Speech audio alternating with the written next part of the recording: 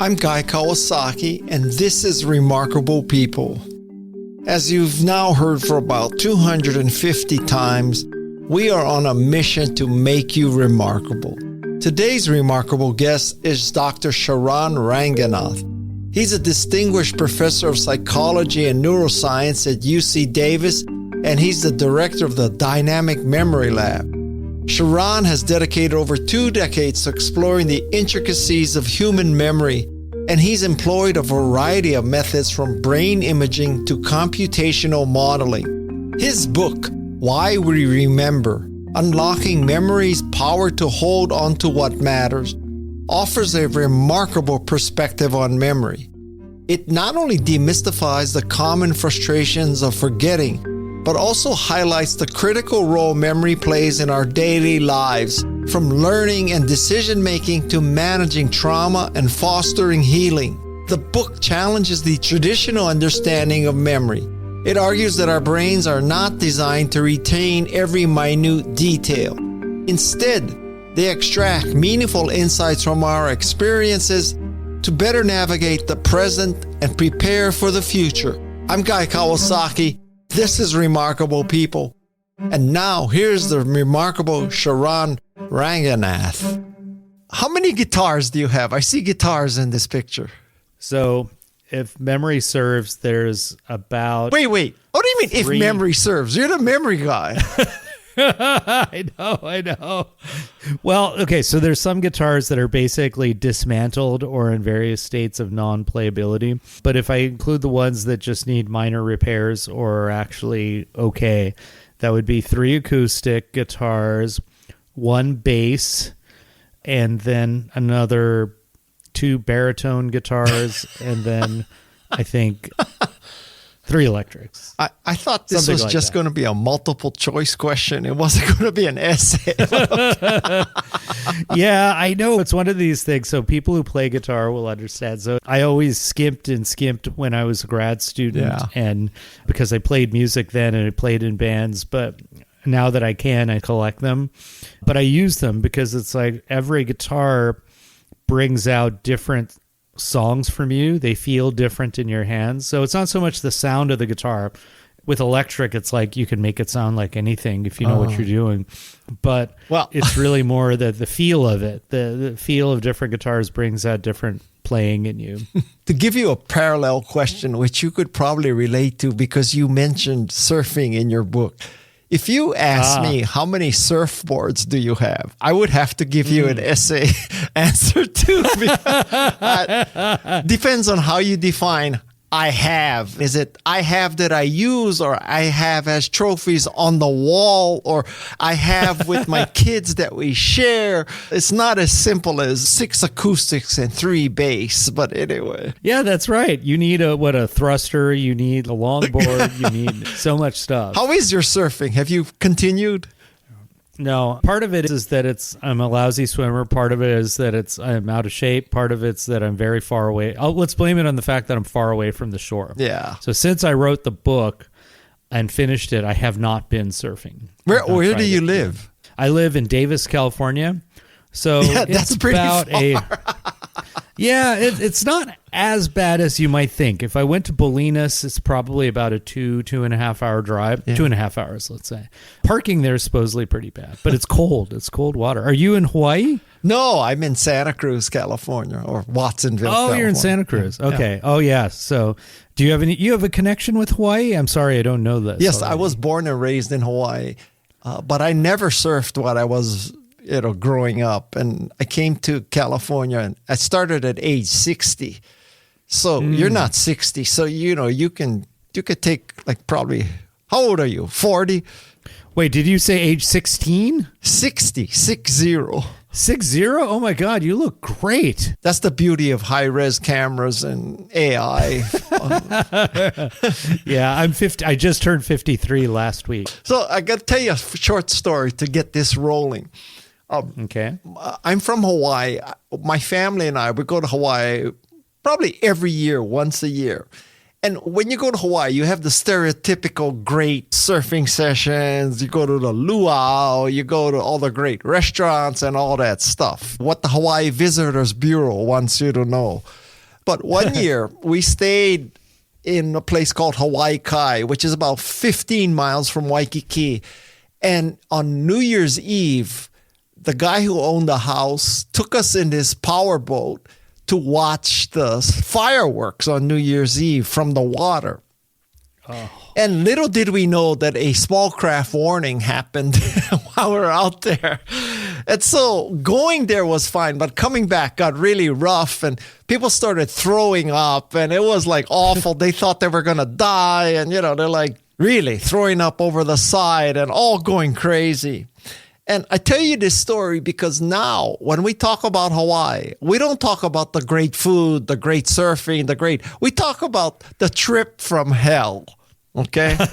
So now you're the memory guy. Why do we remember what we remember? Why do we focus on something so bad at the time as like now brings us great joy? Yeah, I have a few stories like that in my book too, which is stories of things where everything went totally wrong. And, I always like to say that if something bad happens to you, it's not worth it unless there's a good story you get out of it. I suspect you live by a similar philosophy in life. But I think the two things that come from these experiences are, one is they're emotional. And our emotionally intense experiences are going to be the ones that we remember. There are certain chemicals in the brain that are released during intensely emotional experiences, times where we're scared or times where we're in moments of desire or attachment, stress. And so those chemicals, we call them neuromodulators. They actually promote plasticity and enable memories to stick around and be more resilient. So that's part of it. I think another part of it is that you have something that's memorable and emotional and you want to share it with people. So if it's not something truly traumatic that's associated with shame, you probably will share those experiences and sometimes start commiserating about them, but then they can also be used as almost like a little brag that you survived it. As that becomes now, every time you tell that story, it becomes more memorable. It actually, you strengthen that memory itself just by virtue of retrieving it over and over again. Now, you might even embellish it more and more. Like I imagine you have a long version of this story that you tell people after a couple of years or something. And the long version, I'm sure there's a lot of embellishments that come into it. And the more times you embellish, the more of those details can become incorporated in the memory too. Those experiences that are emotionally intense, but we get a good story out of it, sometimes they become at some point more of a story than they are a memory. It started off as rough seas and it's already progressed to small craft warning and next step is hurricane. I can see the slope of this line already. Okay, it's like so, that movie, A Perfect Storm. I'm picturing Mark Wahlberg on the boat with you. I want The Rock to play me. Okay. You could play you, man. So you kind of answered why we remember what we remember. But now, why do we forget what we forget? So forgettable experiences are ones in which the memories are just like every other experience we have, right? What I mean by this is that memories in the brain compete with each other. And many times when we forget, it's because these memories are drowned out by other memories that overlap with them and are similar to them. And there's nothing remarkable about them. There's nothing emotionally intense. There's nothing important relevant to our goals. There's no surprises involved. And so all those factors can lead us to essentially forget about them. That's a good thing, right? Think of all the temporary passwords, the people who you meet in passing who you'll never meet again. No offense, but it's like, you meet a TSA agent while you're going through, you're nice to them. They have one line, but you don't really need to carry that information with you. That's what I'm talking about. And those memories, it's hard to reverse engineer. Why did you forget them, right? And maybe there's something in there so that if you met that TSA agent again, it would be a little bit easier to memorize their name and remember their face the second time around. I don't know. Many of those things we just don't know. But basically the kinds of factors that make something forgettable are unimportance, familiarity, like they're just not novel, predictable, and emotionally bland. It sounds like I'm bringing back TSA trauma to you, but okay. So, well, I just got back from Seattle a couple of days ago, so okay. But it wasn't a traumatic one. It was actually a nice experience. But I could not remember the TSA agents that I dealt with for the life of me. Actually, I do. There was a colorful. So this is a great example. The one thing I remember was there was an extremely colorful guy who was near the conveyor belt. And he just kept saying, okay, don't forget to put this inside, put your electronics in a separate crate. But he was doing it in this way that was almost like theatrical. Right. And it just struck me. That's what I remember from my TSA experience. And if it wasn't for that guy, I would not have any memory of it, I'm sure. Okay. It's like when you see a traffic cop having really lots of fun, right? Yeah. Exactly. Yeah, exactly. Explain to me, are things like remembered and then forgotten, or is it, what's sort of the baseline? Do you remember and then you forget, or you forget and then you have to recall? What's going on there? Are we predisposed to forget or predisposed to remember? This is a very hard question to answer because it depends on what it is we're talking about. So what I would say is on average, we're predisposed to forget. And what I mean by this is research shows that if you give people like a bunch of meaningless information that they have to memorize, about a little less than 2/3 of it will be forgotten by the next day. How that translates, though, into real world events is a little bit harder to say. But on average, I would argue that, yeah, we forget most. And here's one way in which we can answer this question, right? Later on, you say, hey, do you remember that really amazing interview you did with this memory researcher? So then you go, oh, yeah. And you describe it, and you can describe that event in like about 2 minutes. But then at that point, you're going to run out of details to talk about, right? So it's not a literal replay of however long we're going to spend talking. It's really a reduced version of that. And there's a lot of details, exact words that I'm saying, exact things that are going on in the background, sentences, even several minutes, they're just going to be dropped. So when I'm asked about this interview in a year, I'm going to say, oh, that's the guy with all the guitars, right? Right? And then you'll go, what was he talking about again? I can't remember. And oh, yes, that's what we talked about. We talked about forgetting. Yeah, but when people ask you about interviewing with me, you're going to say, oh, that's the guy who sent me the socks. And you're not going to remember anything else. Right. I have already forgotten many of the podcast interviews that I've had, but I will not forget the man who sent me those great socks. And the microphone, too. I don't care what it takes to stand out, as long as I do. So now... No, this has been a lot of fun already. This is a very memorable interview, so much more memorable than... Yeah, you say that to all the podcasters, but anyway. So, and I mean it.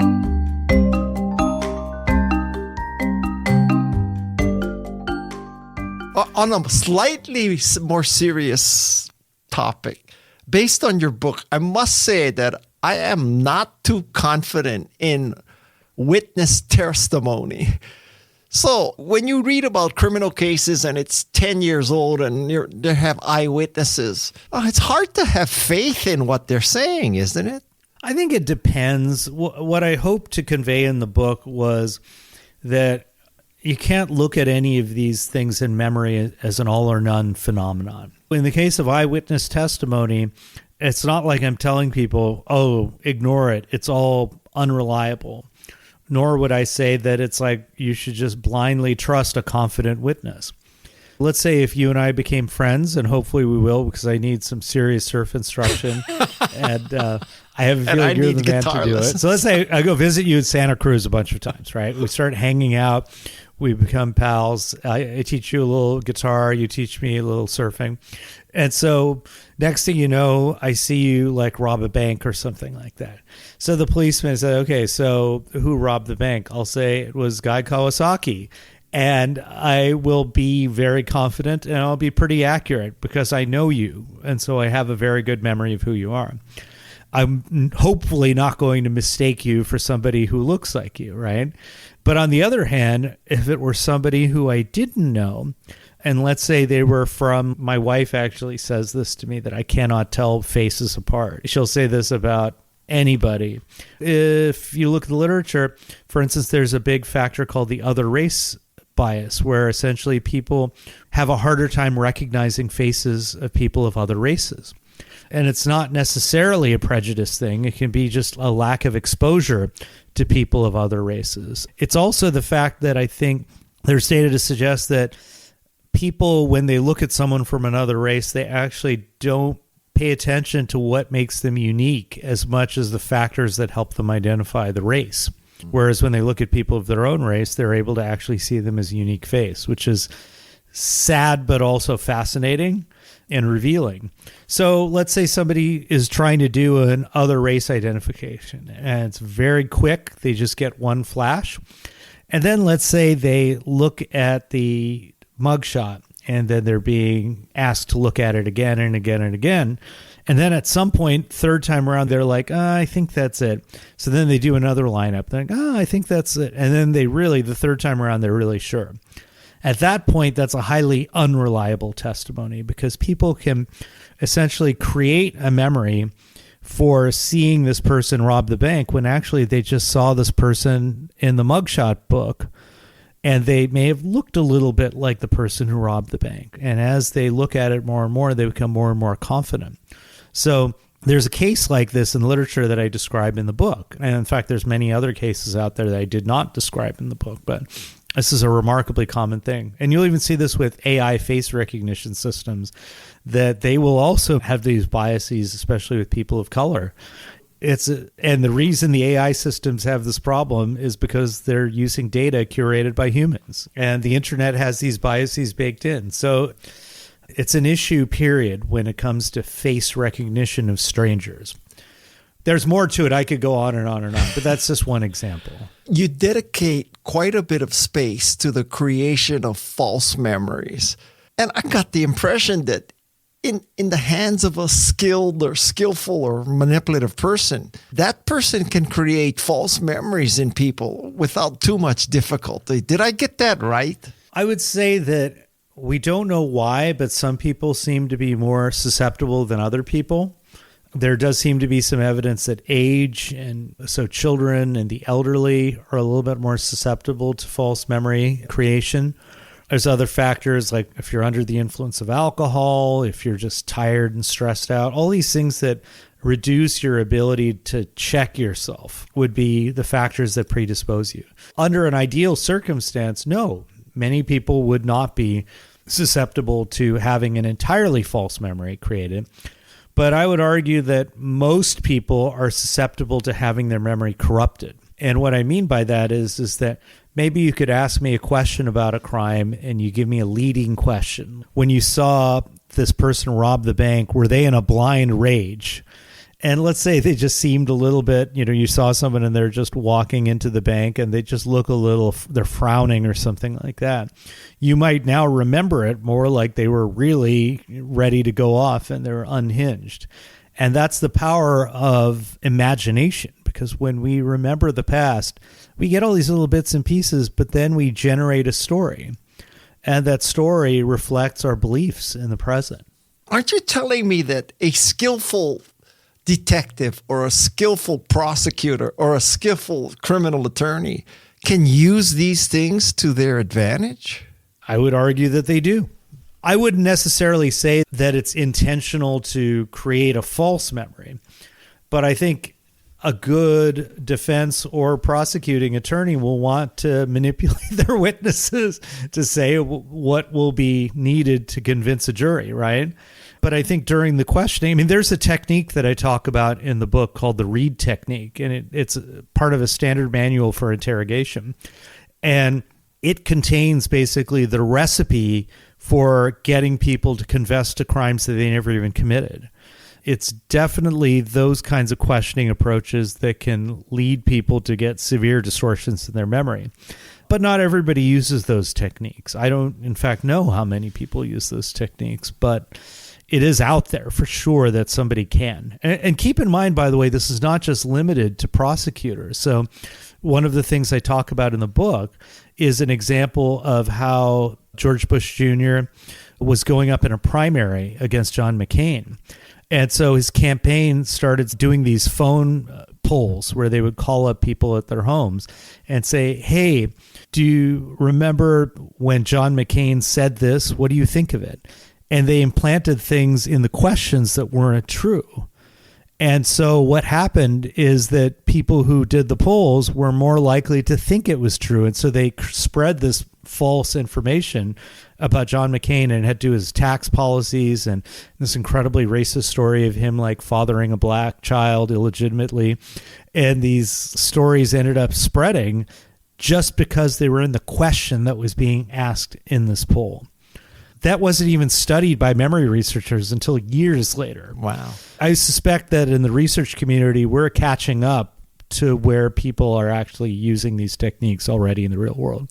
You also mentioned a positive sense of that quizzes can help you learn as opposed to just help you test, right? This is the same concept. Absolutely.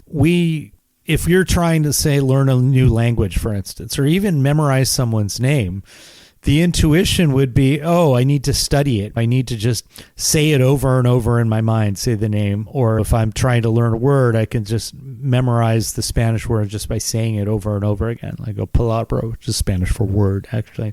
And that's not true. The better way is actually to test yourself. And one of the coolest findings out there is if I test myself on a word or a name before I even get it, testing myself even before I know the answer can actually help me remember it better. And so we have a computer model of how this works. And what happens in the computer model is when you have some degree of error in the testing, that's when you really get some benefit. Because then what happens is the brain can suppress the wrong answer, which helps the right answer pop out more in memory.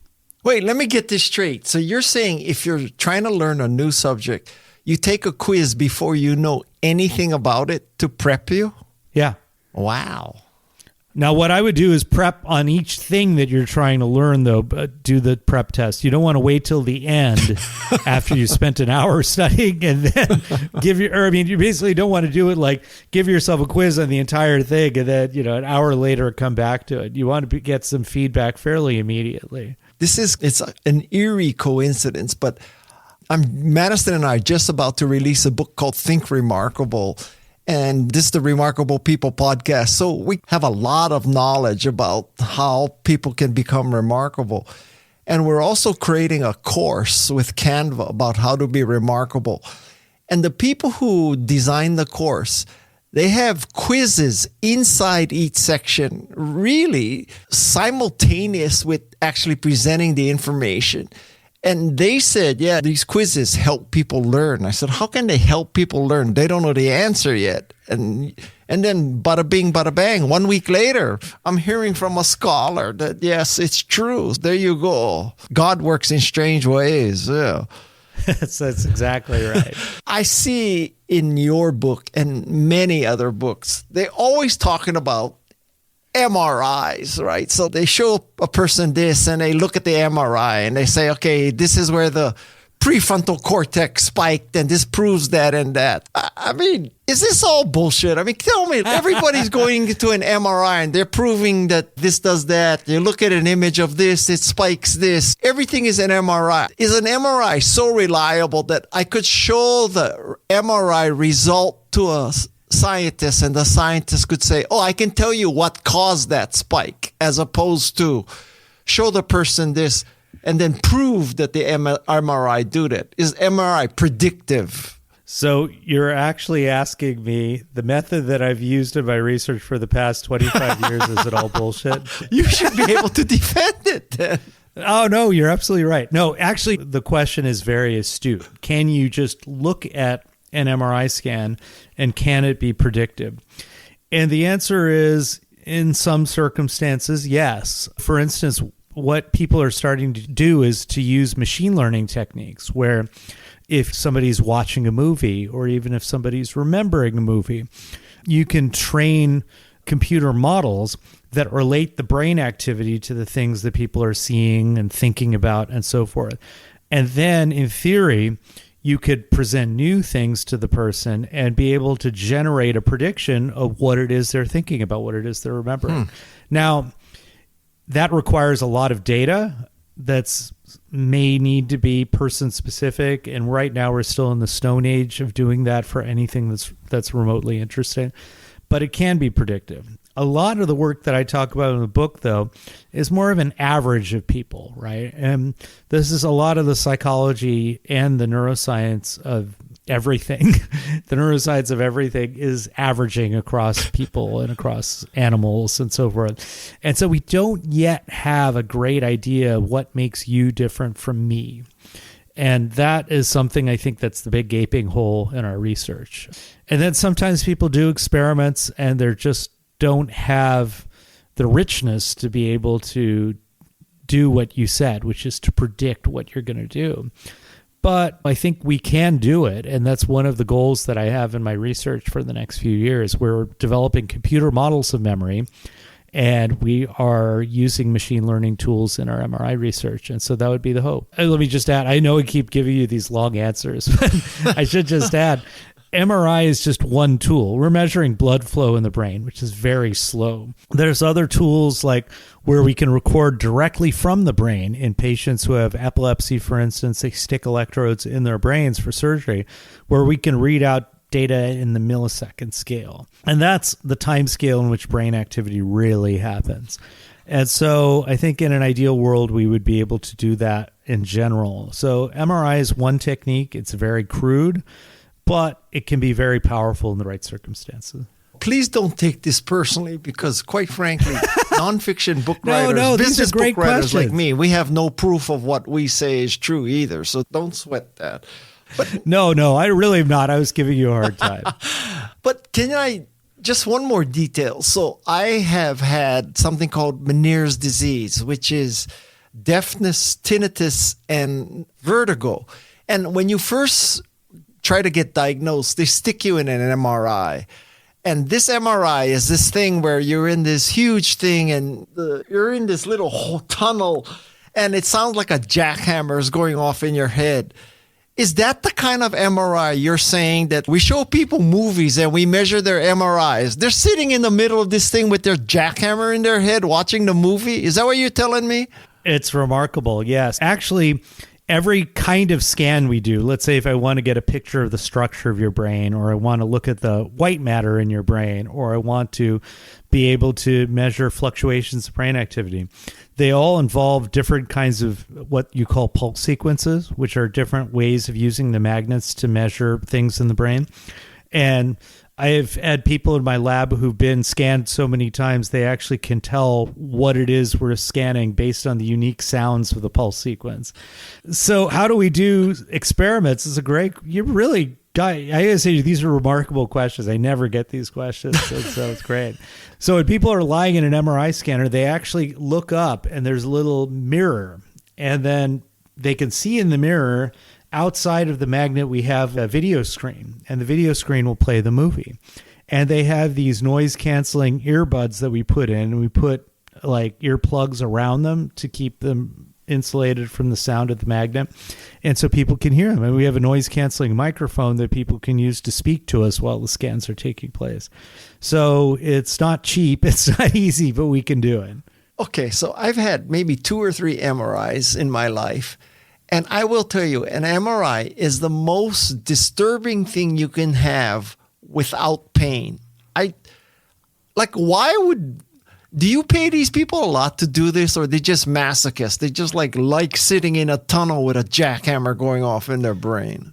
No, we pay people, but not all that much. And first of all, you should have ear protection. So the jackhammerness, it actually, the experiments we're doing, most of it just sounds like beeping. Beep, beep, beep, beep, beep, beep, beep. It just depends. Some people have claustrophobia, for instance, and can't stand it.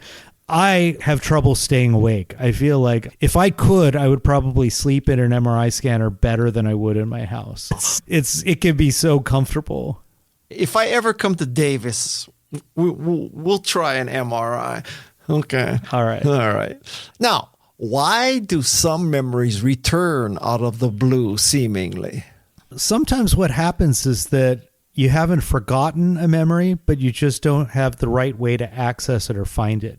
And what I mean by that is you can think of the world as having a bunch of cues in it. They could be like a key that unlocks your access to that memory and helps you time travel back to that point. But without the key, you don't actually have any access. So in the case of memory, we find that things like music, for instance, almost everyone tells me that music, they'll hear a song from their childhood and boom, it brings back some memory that just seemed dormant before that.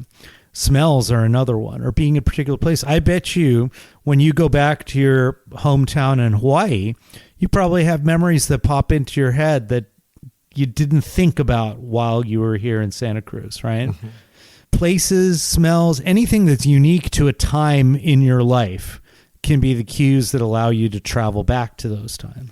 I thought you said by default we're forgetting. So what does it mean to forget if all of a sudden you can smell something and it comes back? It wasn't forgotten? Is it like a hard disk where you reformat and it's gone? Yeah, so I wrote about this actually in an editorial, which is that there's different kinds of forgetting. There's forgetting that I would say is the benign kind, which we call retrieval failure, where it's not that the memory isn't there, it's just that you don't have the right cues to find it.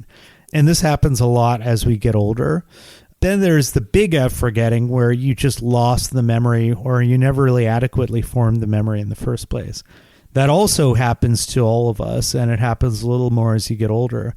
But it's not much worse than you'd think. If it happens very, very quickly and it happens all the time, that's a sign that you have a memory disorder. But what you're talking about is the classic retrieval failure case, where you don't have any awareness it's there because you don't have the right cue to get you back. And is there a purposeful way to get the cue, or it's just happenstance? You smell the same durian or something. There is a way for sure. So all of our experiences in life, all of these events are like basically encoded in our brain according to the time and place they happen. That's in a part of the brain called the hippocampus. And this part of the brain just blindly associates things according to when and where they happen. But what you can do is you can put yourself in the mindset. So if you just close your eyes now and imagine the sounds of the birds and the smell of the tropical flowers and the ocean kind of rushing in on the beach, you could probably remember some of that Hawaiian vacation that you took and be able to pull up memories that go beyond just simply that time where you almost drowned in the tidal wave on New Year's Eve. When I smell barf, it reminds me of that night. How's that? No, I'm trying to go for more pleasant memories of that trip. The answer I've been hoping to get since I read your book is this. It seems to me that you're saying that the human mind has the ability to remember important things, and that's why we forget stuff, so that we're not distracted or our hard disk is not all used up. But I'm telling you that where my car keys are and what my hotel room number is, I know is important, but how come I cannot remember those things? They're important.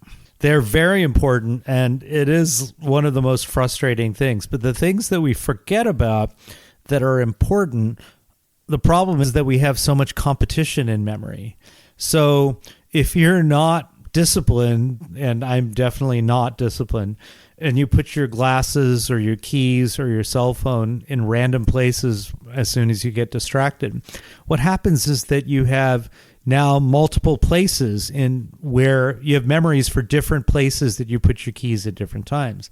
So the issue isn't where did I put my keys? It's where did I last put my keys? Because there's all these other memories of where you put your keys yesterday, right? If you're going around traveling, giving talks to big audiences, which I'm sure you do, it's not what's the number of my hotel room, but what's the number of today's hotel room as opposed to the one I had last week. And these are fairly arbitrary bits of information, and they're competing with all these other similar memories. And often we don't pay enough attention to them, even though they are important. And so all those factors lead you to get something that's highly forgettable. And this is more the lowercase f, benign forgetting, like retrieval failures often. Tell me if this is what you call a scheme. And listeners, scheme is a positive in this sense. It's not like a Donald Trump thing. This is a scheme to help you remember. So I used to go to SFO all the time. Like once a week, I used to park in SFO. And I came up with this scheme that no matter what, I would always park on the bottom floor. Even if it was the opposite side of the parking lot, I would always park on the bottom floor. That way, whenever I returned, I would always know it's on the bottom floor. You don't have to remember all the floors and all the colors. Is that what you call a scheme? Are you talking about a schema? A schema, sorry. Yeah, no, that's okay. I do like scheme. I wish memory researchers used more terms like that.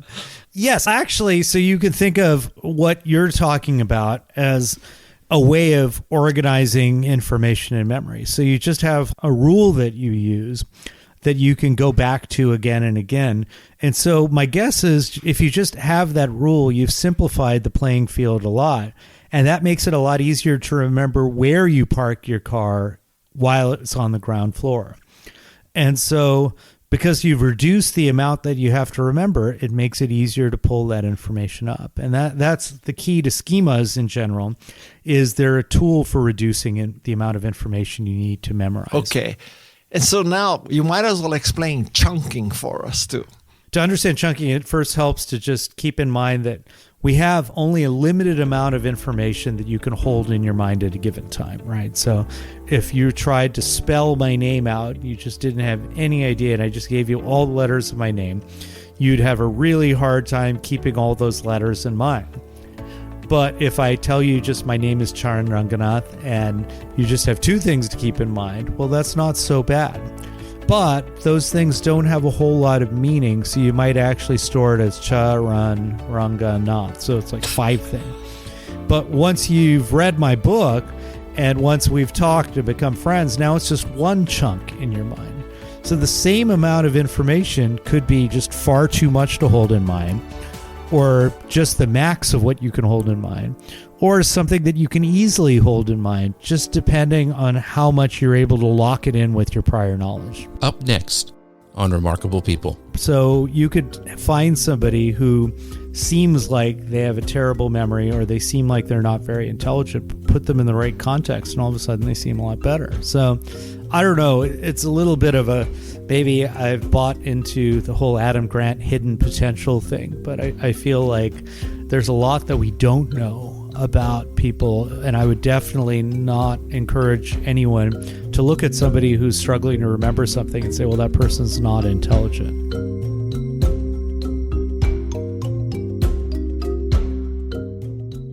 Thank you to all our regular podcast listeners. It's our pleasure and honor to make the show for you.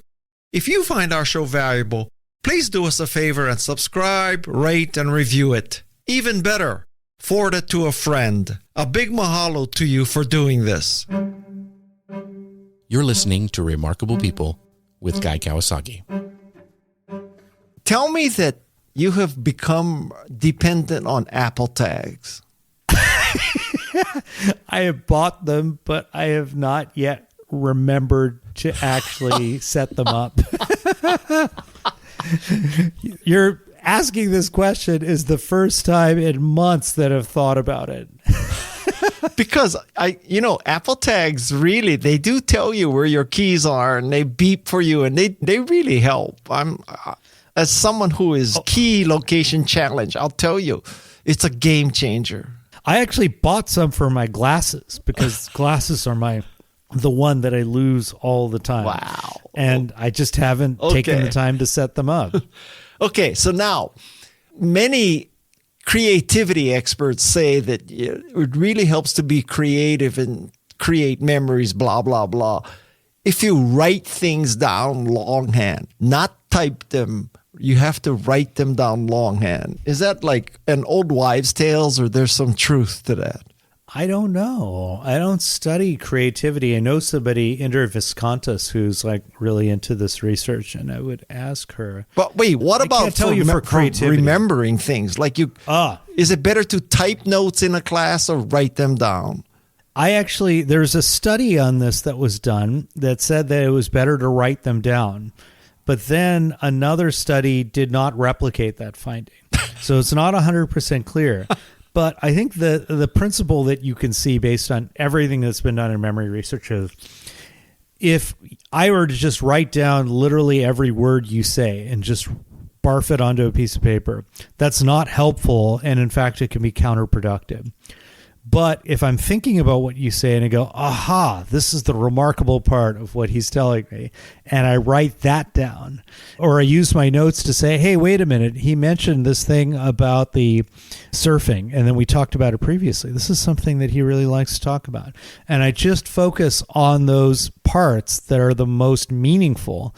Now I'm actually enhancing my memory because the writing is focusing me on what's unique about this moment. And that's the key for everything, whether it's writing notes, typing notes, taking pictures. It's really all about focusing you on what's unique in the moment for memory. Okay. And I imagine for writing down ideas, it's a similar kind of thing because part of writing things down by hand means slowing it down. I don't know about you, but I've almost forgotten how to handwrite. Yeah. So it's so slow for me. Yes. And so I really have to think about what I'm going to write. And I think if people are deliberative, like that's what really helps. Okay. You discuss this person who became a memory superstar, right? Like the world's greatest memory competition or whatever it is. So what explains people like that? So there's this whole group of people out there called memory athletes, and they'll get into these competitions where they're being asked to just memorize like the order of a deck of cards, for instance, or a series of names and faces that they're just like endless. And people learn these strategies. The interviews that I've seen with memory athletes, none of them say, oh, I've been blessed with a great memory from birth. They don't say that. What they say is that I'm just like anybody else, but I just learned these strategies and I practice them over and over again. And I would argue, in fact, that we all have this capability that we use, but we just don't realize it. So an example that I give in the book that I just love is LeBron James, for instance. So LeBron says he has like a photographic memory, and there's these gorgeous YouTube videos of him actually calling out point by point everything that's going on in several plays in a row in a basketball game that he just played. And it just corresponds beautifully. You can see the video side by side of his own recollections, and they're remarkably detailed. But the thing is that he has such a beautiful memory for the game, such a beautiful knowledge of the game, and so much expertise. And you can see this in chess experts. You can see this in bird experts. It's that expertise basically gives you these rich schemas that you can use to encode less. You actually can simplify the memory problem dramatically. And so that's what memory athletes do, is they learn strategies for memorizing decks of cards and so forth that allow them to effortlessly pick up this new information. In the case of LeBron James, is it the fact that LeBron James is a great basketball player so he can have such detailed memories, or he has a great memory so he can become a great basketball player? I believe that he's put in the time to learn and to study the game. And I would argue that he's extraordinarily intelligent and capable of deploying that information. I only wish that I was in an MRI when the outage occurred. Then you could see what happens to my hippocampus when a podcast goes off the rails like that. So you could see what part of my brain. I actually bet I would have seen a huge spike in activity. There was definitely no huge spike in internet. Maybe we have to start scanning access. you while you're doing podcast interviews. That would be a lot of fun. That would be a little scary here. Well, luckily, we're going to see what we get. Who knows? But I have a backup recording in real time here locally, so that should not be anything too bad for us. So we were talking about memory superstars, and they're normal people, but they have developed these techniques, great. But so my last question is that I think a lot of times when people see, I don't know, winners of the spelling bee or winners of this memory test, they equate that ability to regurgitate or recall facts with intelligence. Is that necessarily, like a good speller is intelligent, or someone who can tell you the order of a deck of cards? Does that mean that person is smart or just can regurgitate stuff? I believe that the concept of intelligence is stupid. So okay. I just think this idea of intelligence, it just doesn't, when you actually think about it as a neuroscientist, it just makes no sense. Now, there are people I know who believe in it in the field of neuroscience. But getting back to your question, I think that, no, I would not use the ability to remember things as an index of memory.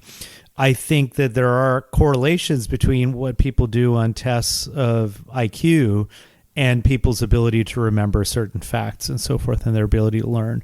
But part of it too is how interested are you? How capable are you of insulating yourselves from the distractions? How much are you willing to follow directions? And that's all part of it. So you could find somebody who seems like they have a terrible memory, or they seem like they're not very intelligent, put them in the right context, and all of a sudden they seem a lot better. So I don't know. It's a little bit of a, maybe I've bought into the whole Adam Grant hidden potential thing, but I feel like there's a lot that we don't know about people, and I would definitely not encourage anyone to look at somebody who's struggling to remember something and say, well, that person's not intelligent. People can often remember everything, but understand nothing. So it's not necessarily that the two go together. Well, but wouldn't you say that so much of standardized tests is built on memory? To remember facts, you scored higher on a standardized test or an IQ test. What does that really test? Intelligence? There's certain kinds of memory which would be called semantic memory, which is your knowledge about facts, for instance, knowledge about the world. And that is what's called crystallized intelligence. And that is measured on some IQ tests. But it's different from what people call fluid intelligence, which is this ability to control distractions and stay focused and keep a lot of information in mind at a given time. And those abilities tend to change throughout our lifetime, which is why they call it fluid. And that information is less tied to measures of memory, but people who are higher in fluid intelligence tend to do better on tests of memory. So this opens up a whole can of worms, because, like, why remember facts in a world where there's LLMs and stuff? The fact is now so readily available. So what does intelligence mean going forward in a world of AI? I love to talk about AI. You're going to have to call me back on the show to talk about this again, because I could go on ad nauseum. I mean, I hear all these engineers go on about how AI has reached a point, LLMs are like human intelligence, blah, blah, blah. It's just, they learn in a way that requires gobs of data and tons of electrical power. So if you think about the carbon footprint of ChatGPT, for instance, it's huge. Estimates of the human brain suggest that we use maybe something on the order of 10 to 20 watts. I mean, geez, it's just orders of magnitude less, right? So our brains are designed for efficiency. It's always less is more, less is more. And so my phone has a photographic memory. I don't.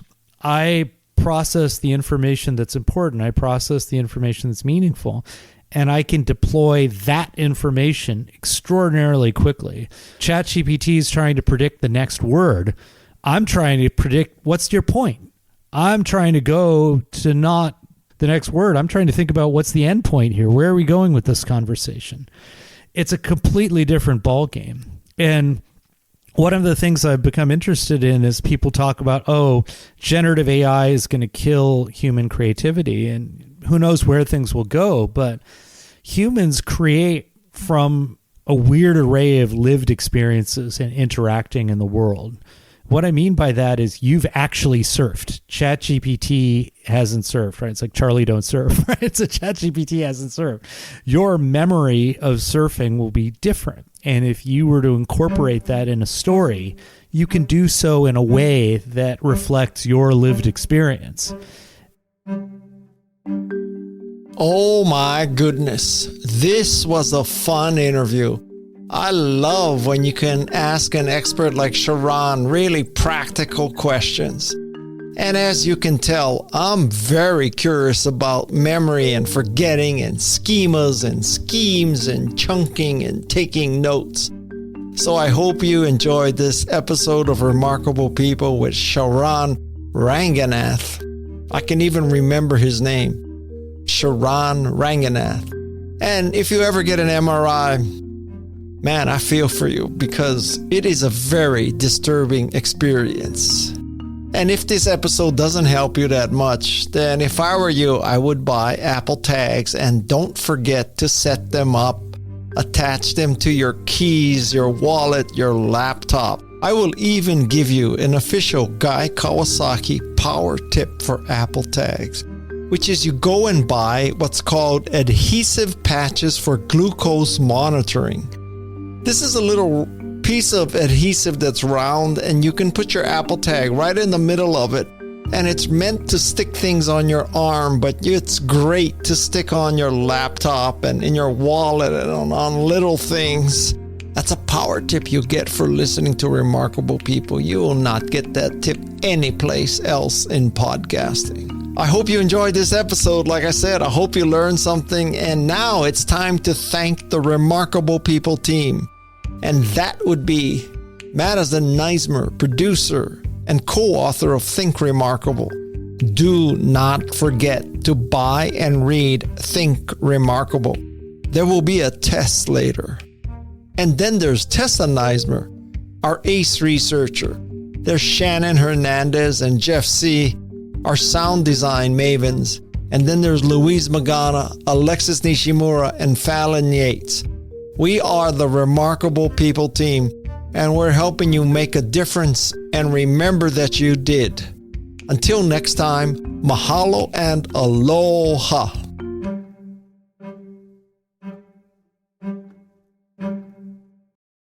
This is Remarkable People.